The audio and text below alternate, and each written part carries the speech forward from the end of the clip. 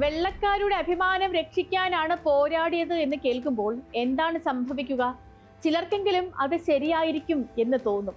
ജൂതർ anti white hatred അഥവാ വെള്ളക്കാർക്കെതിരായ വെറുപ്പ് പടർത്തി എന്ന് കേൾക്കുമ്പോൾ അതും ശരിയായിരിക്കും എന്ന് വിശ്വസിക്കുന്നവരില്ലേ? ഇപ്പോഴത്തെ ഇസ്രായേലിന്റെ നയ പശ്ചാത്തലം നോക്കൂ. വെള്ളക്കാരാണ് ഏറ്റവും വലിയ മിത്രങ്ങൾ.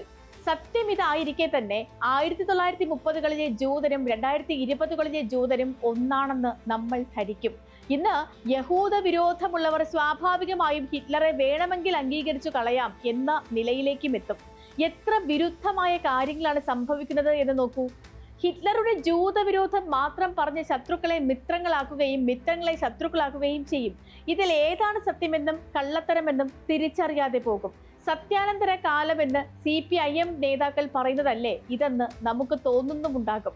സത്യാനന്തര കാലമൊക്കെ പഴയ സംഭവമാണ്. അത് 1970കളിൽ തന്നെ രൂപപ്പെട്ട് കഴിഞ്ഞതുമാണ്.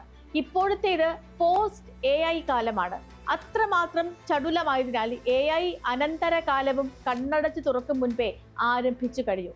ഇത്രയും പറഞ്ഞതിൽ നിന്ന് നമുക്കൊന്നും മനസ്സിലായില്ല എന്നല്ലേ ഉദ്ദേശിക്കുന്നത്?